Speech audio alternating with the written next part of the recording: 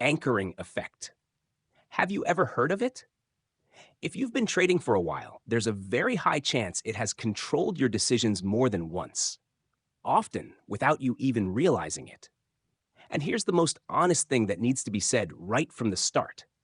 The anchoring effect may be one of the biggest reasons traders lose money in the market. Not because they lack knowledge and not because their strategy is terrible. It's because their minds are being controlled by a number from the past. In behavioral psychology, this phenomenon is known as anchoring bias. But in trading, it can be understood in a much simpler way. It's a psychological anchor.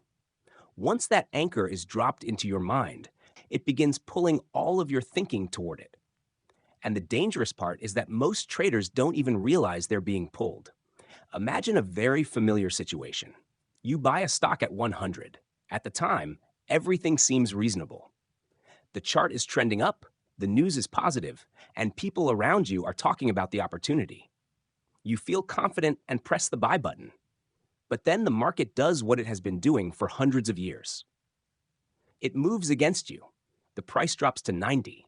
You think it's just a small pullback. Then it falls to 80. You start feeling a little uncomfortable, but reassure yourself that markets fluctuate. Then the price drops to 70. And at that exact moment, a very subtle shift begins to happen inside your mind. You are no longer looking at the market the same way. You're no longer studying trend structure, thinking about capital flows, or asking whether your original decision still makes sense. Instead, your mind becomes magnetized to a single number, 100. That number becomes the center of your thinking. You start telling yourself that if the price just comes back to 100, everything will be fine. You'll exit the trade. You'll break even. You won't feel wrong anymore.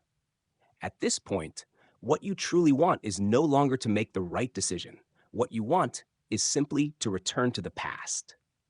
And that is the moment when the psychological anchor begins to do its work. Legendary trader Jesse Livermore once said something brutally honest.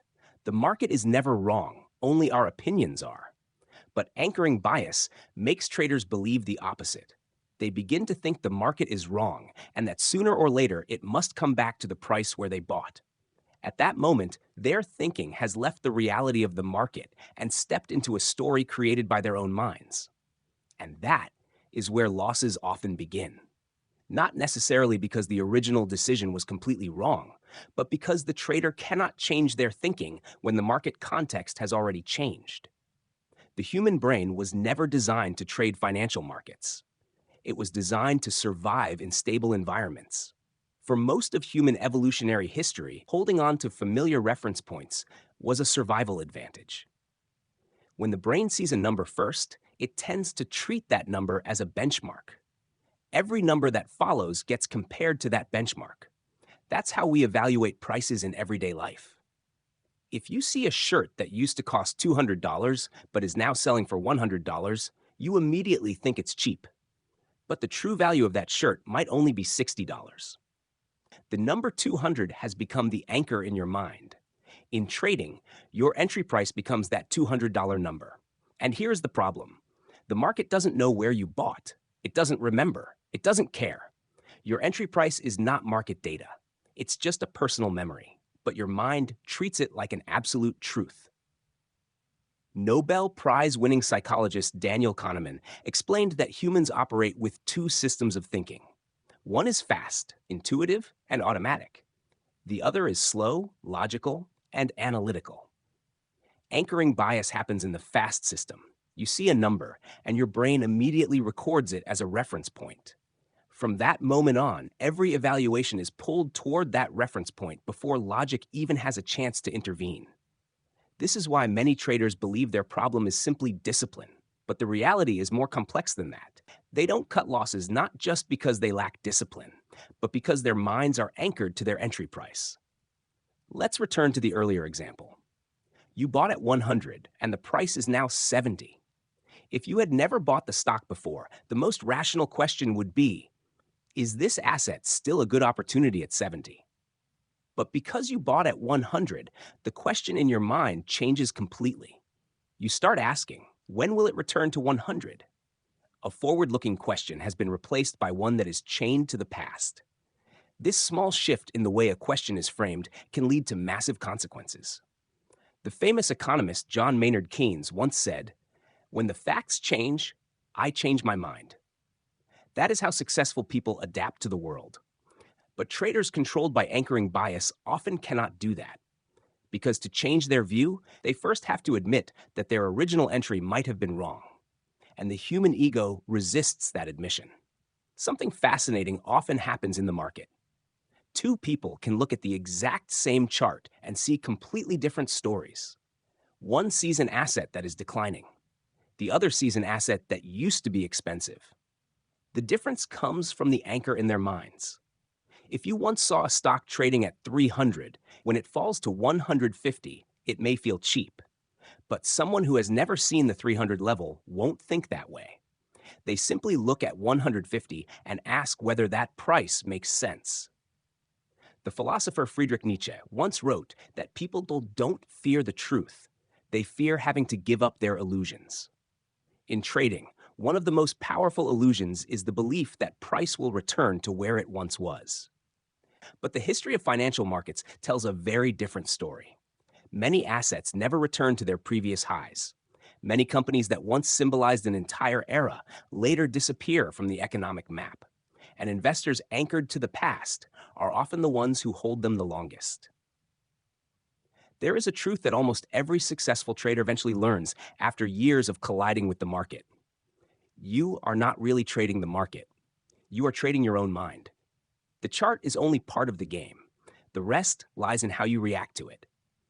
Anchoring bias is one of the most dangerous psychological traps because it makes traders hold losing positions for too long, miss new opportunities, and lock their capital into decisions that belong to the past. And it all begins with a single number, a number that seems harmless. But once it sinks deep into the mind, it can drag an entire trading account down with it. The irony is that most traders don't even realize the anchor exists. They believe they're losing because their strategy isn't good enough or because the market is unpredictable. But in many cases, what is truly driving their decisions is simply a number that appeared long ago in the past. And when that anchor combines with hope, fear, and human ego, it begins to distort how traders think, how they evaluate risk, and how they make decisions. From that moment on, a chain of mistakes starts to form. Mistakes that don't originate from the market, but from the way the human mind clings to what has already passed. If the most dangerous part of the anchoring effect is that it paralyzes decision-making, then one of the most important steps for a professional trader is learning how to break free from that anchor systematically. Not through willpower, not through emotion, but through cold, disciplined principles. Because the truth is this: no one is completely immune to anchoring bias. The human brain is wired to cling to reference points. The only thing skilled traders do better than the crowd is that they build mechanisms designed to neutralize it. The first method, and arguably the most powerful, is learning to look at your portfolio as if you did not own it at all. Imagine opening your trading screen in the morning. On the screen is a list of positions. But instead of thinking these are my trades, ask a much simpler question. If today were the first time I saw this chart, would I open this position? If the answer is no, that is usually a sign the anchor is already at work. A professional trader once put it very bluntly: your portfolio should be like an army. Weak soldiers must leave the ranks immediately.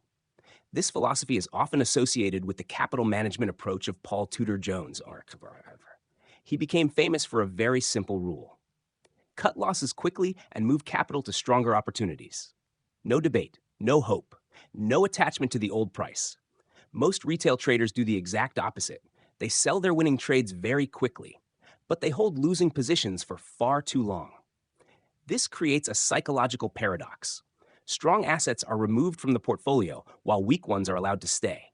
Over time, the portfolio slowly begins to resemble a storage room for failed ideas. One of the most effective ways to break this cycle is to adopt an extremely cold rule.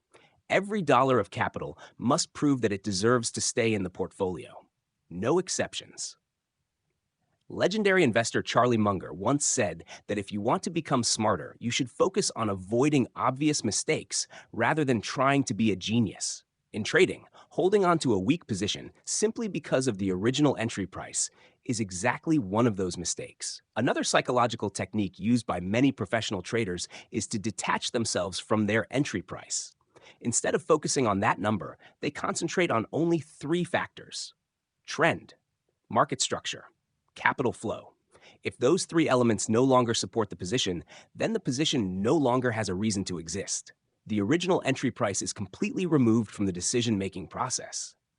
It sounds simple, but in reality, this represents a profound shift in thinking.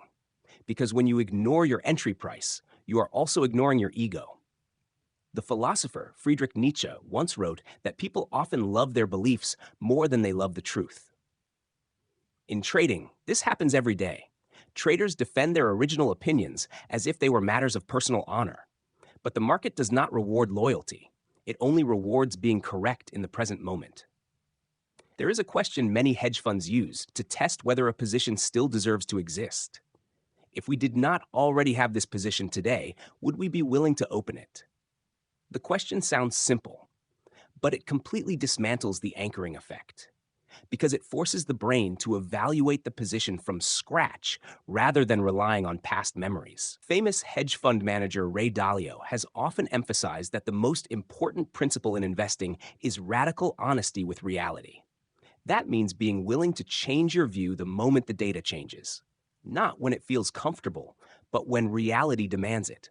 And this is exactly where skilled traders separate themselves from the crowd. They do not try to be right all the time. They simply try not to stay wrong for too long. When a position no longer makes sense, they pull capital out quickly, not because they are certain the market will continue moving against them, but because they understand a much more important principle. Capital is a trader's oxygen. Once capital is locked inside weak ideas, you lose the ability to take advantage of stronger opportunities. The market is constantly creating new trends, new sectors, and new narratives, but only traders with free capital can participate in them.